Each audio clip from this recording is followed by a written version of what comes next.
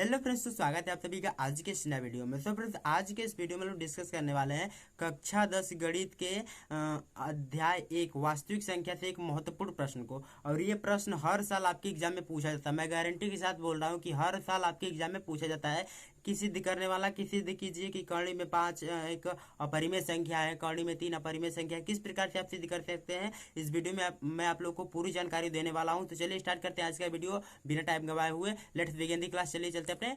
तो मैं आ चुका हूं अपने बोर्ड पे और आपको दिखा रहा हूं कि किस प्रकार से आप √5 या √3 या √2 को अपरिमेय संख्या सिद्ध कर सकते हैं। देखिए, इसको सिद्ध करने के लिए मैंने यूट्यूब पर भी वीडियो देखे, लेकिन यूट्यूब पर वैसे सूटेबल वीडियो नहीं मिला और उसके हिसाब से मैं एनालिसिस करके आपको ऐसा वीडियो प्रोवाइड कर रहा हूं जो आप आसानी से अच्छे से सिद्ध करके अपने एग्जाम में नंबर अचीव कर सकते हैं, प्राप्त कर सकते हैं। तो चलिए मैं आपको आसान विधि से और बता रहा हूँ कि किस प्रकार से आप यदि अंडर रूट में कोई भी संख्या दी रहे उसे अपरिमेय सिद्ध करना रहे तो आप किस प्रकार से सिद्ध कर सकते हैं। देखिए, हम लोग को जो सिद्ध करना है कि √5 क्या है, अपरिमेय संख्या है, तो सिद्ध करने के लिए हम लोग क्या मानेंगे, इसके विपरीत वाला जो परिणाम होगा उसको मानेंगे। मतलब अपरिमेय संख्या सिद्ध करना है तो हम लोग सबसे पहले मानेंगे कि ये कौन सी संख्या, परिमेय संख्या। मान के उसके बाद इसको किस में चेंज कर देंगे, अपरिमेय संख्या में चेंज कर देंगे। तो देखिए, हॉल में हम लोग सबसे पहले लिखेंगे कि माना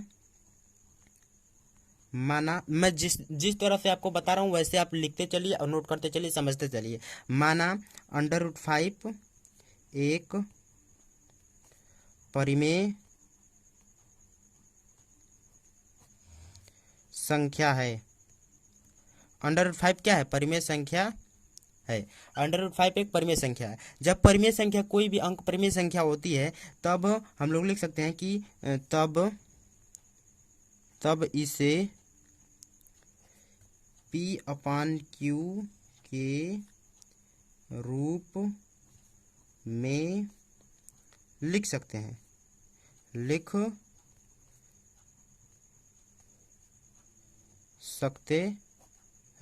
क्योंकि जो भी संख्या परिमेय संख्या होती है उसे P/Q के रूप में लिखा जा सकता है। और जहाँ P बराबर होता है, P डज नॉट P व Q दोनों बराबर होता है, P व Q सहअभाज्य संख्या होती है, सहअभाज्य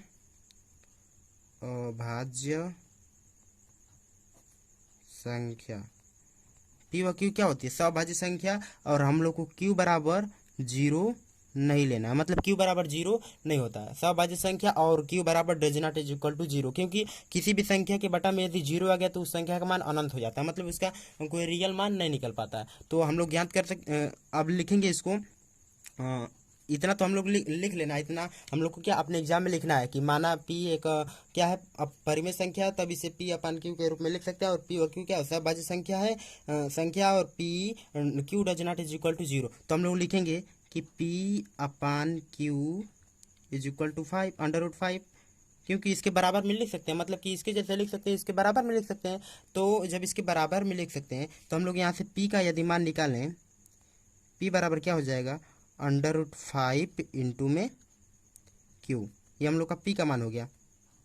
किसका मान हो गया, P का मान हो गया। यदि हम इन दोनों को पक्षों का वर्ग करें तो लिखेंगे हम लोग कि दोनों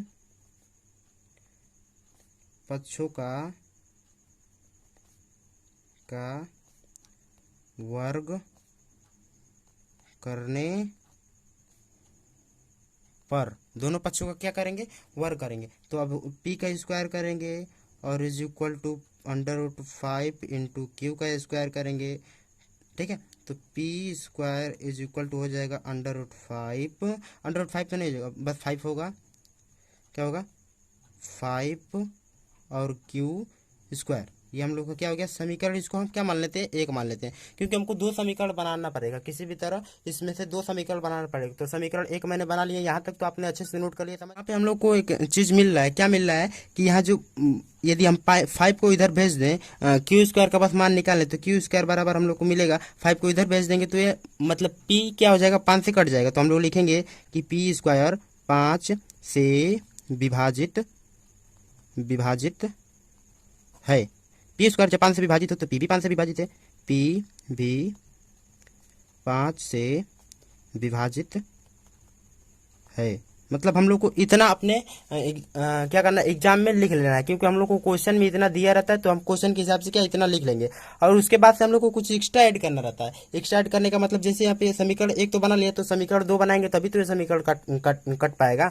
तो देखिए पी स्क्वायर तो हमने मान लिया, तो हम लोग पी ही मानना पड़ेगा, तो मानेंगे और माना, यहाँ पे लिखेंगे और माना, और क्या माना, पी बराबर 5R। ये हम लोग को मान लेना है, क्या करना है, मानना है। एक्स्ट्रा ऐड करके हम लोग मान लेना है। यहाँ पे आर की जगह पे कोई भी अंक ले सकते हैं, पी क्यू को छोड़ के और कोई भी चीज चर ले सकते हैं। तो हम लोग क्या करेंगे, इन दोनों का फिर से वर्ग करेंगे, कि दोनों पक्षों का लिखेंगे, दोनों पक्षों का वर्ग करने पर, दोनों पक्षों का क्या करने पर, वर्ग करने पर, फिर से वर्ग करेंगे तो हो जाएगा पी का स्क्वायर करेंगे तो पी का स्क्वायर इज इक्वल टू 5 का स्क्वायर कितना हो जाएगा 25, और आर का स्क्वायर कितना हो जाएगा आर स्क्वायर। हम लोग को इतना तो मिल गया। अब इसको हम लोग मानेंगे क्या, समीकरण नंबर 2। समीकरण नंबर क्या मानेंगे, 2 मानेंगे। अब यहाँ पे जो समीकरण 1 हम लोग ज्ञात किया और समीकरण 2 हम लोग को मिल गया, तो समीकरण 1 से मान समीकरण 2 में रख लेते हैं, ठीक है। अब यहाँ पे लिखेंगे कि समीकरण 1 का मान समीकरण 2 में रखने पर, समीकरण 1 का जो मान है वो 2 में, समीकरण 1 का मान क्या दिया, पी स्क्वायर बराबर क्या दिया 5QR।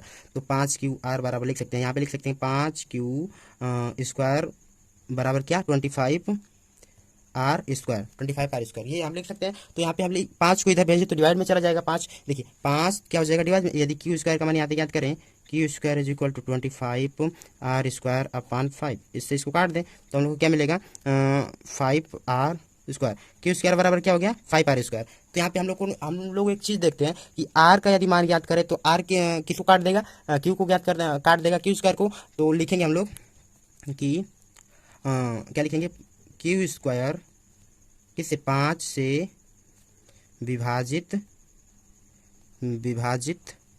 है। क्यू स्क्वायर जब 5 से विभाजित, तो क्यू भी 5 से विभाजित होगा, मतलब है, ठीक है। क्यू भी 5 से विभाजित है, जब पी स्क्वायर 5 से विभाजित है, क्यू स्क्वायर 5 से विभाजित है, तो क्यू भी 5 से विभाजित है। देखिए हम लोगों ने क्या माना था कि ये दोनों संख्या क्या होती है, सहभाज्य संख्या होती है। तो सहभाज्य संख्या का मतलब क्या होता है कि जिसका HCF जिसका HCF क्या होता है 1 होता है। लेकिन यहाँ पे 5 से क्यू भी कट जा रहा है, 5 से दोनों पी और क्यू कट जा रहे हैं, 5 से क्या हो रहा है पी और क्यू दोनों कट जा रहे हैं। तो जब दोनों संख्या एक ही नंबर से कट जा रहे हैं, दोनों चर एक ही नंबर से कट जा रहे हैं, 5 से कट रहे हैं, 1 से नहीं कट रहे हैं, तो ये कौन सी संख्या होगी, जब 1 से नहीं कट रहे हैं तो जाहिर सी बात है कि अपरिमेय संख्या है। यदि परिमेय संख्या रहती तो 1 से कट जाती। तो हम लोगों ने यहाँ पे लिखा जो है, यहाँ तक तो इतना तो हम अपने एग्जाम में लिख लेना है, लेकिन उसके बाद से लिखना है तब हमारे द्वारा मानी गई अवधारणा क्या है, गलत है। हमने जो अवधारणा माना था कि √5 जो है वो परिमेय संख्या है, वो क्या है, गलत है। जब गलत है तो इसको लिखेंगे अतः √5 एक परिमेय क्या लिखेंगे, एक अपरिमेय संख्या है। √5 क्या है, एक अपरिमेय संख्या है। इसीलिए यहाँ पे पहले मैंने लिखा कि सहभाज्य संख्या, पी व क्यू क्या है, सहभाज्य संख्या। और जब भी सहभाज्य संख्या बोल दिया जाए तो उसका HCF कितना होता है 1 होता है। लेकिन यहाँ पे HCF कितना आ रहा है, दोनों तरफ 5 से कट जा रहा है, इसका मतलब HCF कितना है 5 है। तो परिमेय संख्या रहती है तो HCF 1 आता है, लेकिन यहाँ पे अपरिमेय संख्या है इसीलिए HCF कितना है 5 आया है, ठीक है। देखिए फ्रेंड्स, इसी प्रकार से आप किसी भी संख्या जैसे कड़ी में 5, कड़ी में 7, कड़ी में 8 अंक को सिद्ध कर सकते हैं कि ये क्या है, अपरिमेय संख्या है। और मैंने बताया कि अपरिमेय संख्या सिद्ध करने के लिए हमको सबसे पहले मानना पड़ेगा कि ये क्या है, ये संख्या परिमेय संख्या है। और उसके बाद से हम लोग उसके एक एक प्रोसेस को मानेंगे और लास्ट में हम लोग लिखेंगे कि क्या हमने जो माना था अवधारणा वो क्या है, विरोधाभास साबित होगी। क्योंकि इसका सहभाज्य संख्या का मतलब मैंने बताया कि 1 होता है, लेकिन ये यदि कोई और अंक से कटे तो मान जाएंगे कि ये क्या है, अपरिमेय संख्या है। तो मैं आशा करता हूँ कि आज का पूरा वीडियो आपको समझ में आया होगा। इसके बावजूद आपको कोई डाउट हो तो कमेंट पे लिखना मत भूलिए। मिलते हैं अगले वीडियो में, तब तक के लिए धन्यवाद। जय हिंद।